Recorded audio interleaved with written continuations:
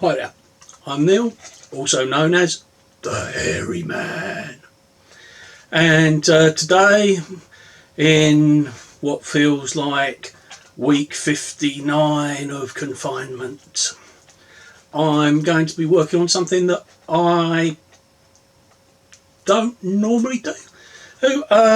So those of you who've watched a few of my videos, you'll know that I'm a massive fantasy gaming geek. I play a lot of D&D. Well, when I say a lot of D&D, I mean as often as I can schedule it. But hey, I'm even experimenting with Roll20 at the moment, so I might even actually get to play online during this lockdown. But I'm also a massive Star Wars fan, as anyone who's seen my preparations for the holiday that I'm now not going on will be aware. So I took a look at some of the videos that are up there, and I'm currently in the middle of building this, which is inspired by, but definitely not for copyright reasons, and a Tatooine dwelling. And this is something that's real easy to do with a very, very minimal tool set. And so it's something that you can do while you're confined to your house. Also, getting the stuff, I'll let you know where I got the stuff that I'm using. And so we'll start off. So the main body of this is made out of a foam that you'll see a lot of other online craft channels using. It's called XPS foam, or extruded polystyrene. It's an insulating foam. Now I can get hold of stuff off of Amazon, but this is stuff that I got when I was first making some experiments in it, and this is a flooring underlay XPS foam. It's not as good as the stuff that you'll see other crafters using, notably Jeremy from Black Magic Craft, who was big inspiration on this. It's he uses a pink foam called Formula, which you don't seem to be able to get in the UK, and obviously Gerard Bloom from Shifting Lands, and who uses Styrodure, which I think you can get, but this stuff is not easy to source. But I got this in I think from a DIY store. It's a flooring underlay. It's not as good as the other foams because it doesn't take the impressions as well, but it is a good enough base. And even for what we're doing, you can use, sorry for keep leaning out of shot, this, which is foam board or foam core. So this I managed to get before the lockdown at a craft store, but I'll let you know of sneaky ways you can get it during your weekly supplies trip. So this is just again an XPS foam, but this is covered by 2 layers of paper, which doesn't peel off very well, but it doesn't need to for the purposes of this build. So the other things that I got to help me with this build is polystyrene balls, spheres. These have been cut in half as part of the process of doing the build. Also, obviously, you're going to want to have some way of sticking everything together. Now, I've been using this stuff. This is Arlene's Tacky Glue. Crafters swear by it. It's very good stuff. I've also been using my trusty hot glue gun, which is becoming really manky now. Now, as you can see, I haven't completed this, but by the time I've published this video, I will have done some more stuff on it. I've also been using some very cheap acrylic paint. So this one is in a buff titanium, so it's a sort of like a sandy colour. And this stuff, which I haven't seen a lot of other crafters use, but oh my gosh, is this stuff great. This is from a company called Winsor and Newton, who obviously are very big in the art world. But this stuff will take mediocre crafting and turn it into amazing looking crafting. This stuff is called black lava texture gel, and what it is, if I take the lid off of it, and you can see inside there. Now it looks like a grey paste with little black bits in it. This stuff dries clear, but you can also mix it with acrylics. I haven't been doing any mixing. What I've been doing is I've been applying it and then painting it on. So if we look at this fantasy building thing that I've done, all of the stucco or plastered walls, that is just the black lava texture gel, and it covers up for, if like me you're pretty ham-fisted and not actually very good at fine detailed work, it covers a multitude of sins.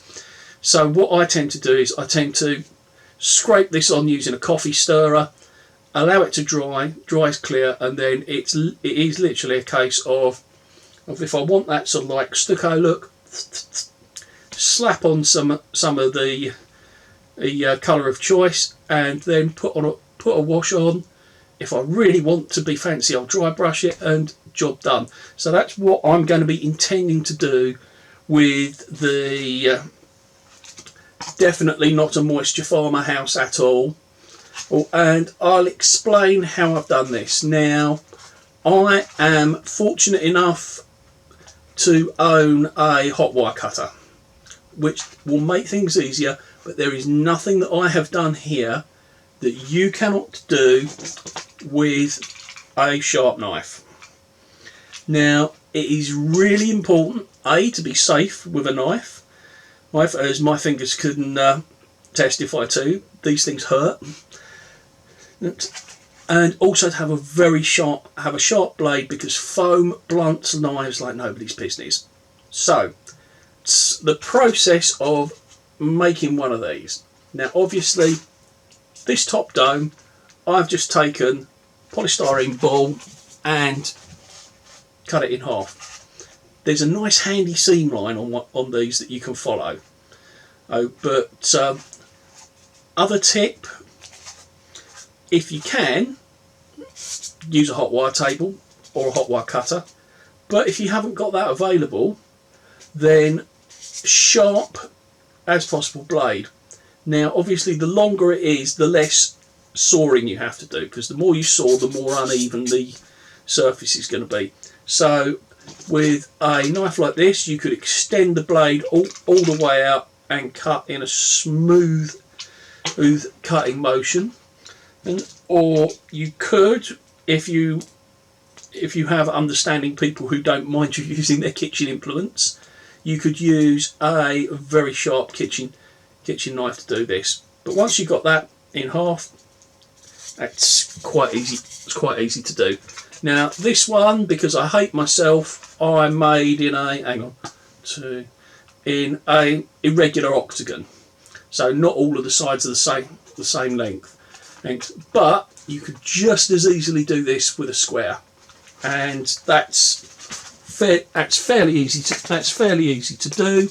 Cut your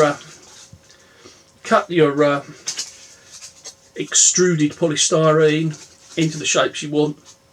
And squares is quite nice and easy. Just cut along straight edge, butt them together until you've got a box form. With this one, I haven't made it into fully enclosed, but if you want a bit more stability, you can put a base onto that.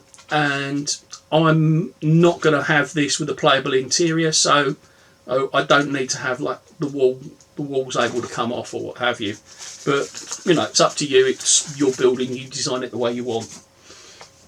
So once I've got those glued together, what I've done is I've just put on some extra stuff on the outside. Now you can see here I've got some semicircles. Now Obviously, if you've got a thicker foam, you can just cut this in one. But where I was using the flooring foam, what I've had to do here is, as you can see, I've had to glue several layers together. Now, again, I had this quite easy by cutting it using a hot wire table. But again, slow, careful, or with a very sharp knife, you can do this. And again, I've just glued a whole bunch of circles together, cut it in half to get these. And with the other decorative features, there's here and here, I've used a slightly smaller polystyrene ball. So that might be an easier thing to do rather than doing something like this, is to just whack the half of a polystyrene, well, it's actually a quarter, but of a polystyrene ball on there. So once you've got it to that stage, I am now talking about stuff that I am going to do in the future. So I guess what's going to happen is pictures of what I've done are going to end up here somewhere. So first thing I'm going to do when this is complete and ready is I'm going to use this other wonderful product called Mod Podge, which is kind of like just PVA glue with other stuff in it, but it has the advantage of it will put a protective coat over your foam, so if you want to use a spray paint, you can spray it on it.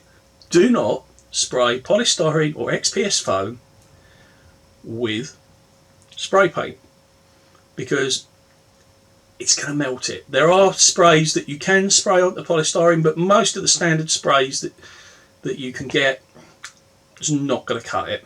So you just paint this on. You can tint it with acrylic paint, which if you need more instructions on that, Jeremy on the Black Magic Craft YouTube channel has got excellent stuff on there. Yeah, I'm fairly sure he's not the one that invented it, but he's the one that's popularised it. So again, once that's dry, you can then start. You can spray it, but what I'm going to do is I am going to apply the black lava texture gel to it all the way over. So the way I do it, again, as I said, is I just apply it with a coffee stirrer and then just pull it up into little peaks, and it looks like those horrible ceilings that every house used to have in the 1970s. And actually, come to think of it, a lot of houses still do because they're a bugger to get rid of. So again, once that's dry, I'm going to give that a quick coat of paint, let that dry, give it a wash, give it a dry brush, and then I'm going to add some bits onto it. So you'll have seen that I've left a space on the front of this for a door. What I'm using is some really good stuff from a company called Terrain Crate, which do like sci-fi doors and sort of like terminals and crates and stuff. They're really good, but obviously you're going to have to mail order those at the moment. But how can I get these crafting supplies? Again, you've got whatever mail order that is going to happen. I'm fairly sure Amazon have got all of these fine products for you just a click away. But I did find a way of getting them while I was out doing my essential shopping. Now, as you'll have seen, I have a very spoiled black cat called Thor, who is, I think, currently asleep in the bathroom window because it's south facing. But in this time of uncertainty, you know, there are things that you don't want to run out of. One of those is cat food, which I'm okay for. The other one is cat litter, which I was not. So I popped into a chain of stores in the UK called The Range. Now, The Range can still open because they sell loads of stuff, but some of that stuff is cleaning products and food, which is a business that is allowed to open.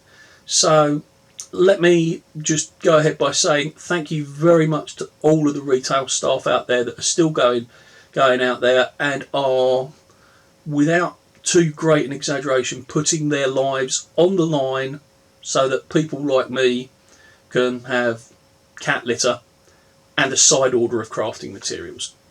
Now, the range has got a reasonably good craft section, and that's where I've got all of the stuff that I didn't have for this. So I managed to get the polystyrene balls there and the black lava texture gel. All of the other stuff was stuff that I already had in my crafting arsenal. So, you know, it may be worthwhile. So I left the range with 30 litres of cat litter, which is a lot heavier than I thought it was going to be. Some polystyrene balls and some black lava texture gel. So with a little bit of work and with a little bit of magical editing, this is what it ended up looking like. And so I'll do some pictures at the end, and the miniatures I'm using here are the ones that come with Imperial Assault. I've also mixed in a few Starfinder miniatures. There's in there, I think there's some of the pre-painted Star Wars minis, these from Wizards of the Coast. But obviously this lends itself to the Star Wars Legion and Battlegate, because you can use it as terrain. But it can also work for a desert dwelling in a fantasy setting, which is why I'm using stuff from Terrain Crate, because I can switch the door out, so I can take away the techno door and replace it with a wooden door, and it's a sort of like adobe stone hut in some kind of desert environment, so I can use it for fantasy as well. But as you'll see, what I've done is I've used the greeblies that I got from Terrain Crate just to make it into a Star Wars inspired, because it's not, for copyright reasons, a Star Wars building, it's a science fiction desert planet dwelling. Anyhow, I hope you guys are all keeping well and staying as sane as you possibly can in this quite troubled time. So, to reiterate what everybody else is saying, stay indoors. I'm not encouraging you to go out purely for craft related stuff, but if you happen to be doing that, obviously your first option is always to order it on the internet, but there are ways that you can get it if your essential shopping, and it should be essential shopping, is going to take you to somewhere that's got craft supplies as well. So stay indoors, don't go out unless you absolutely have to, stay safe, be excellent to each other, and party on, dudes.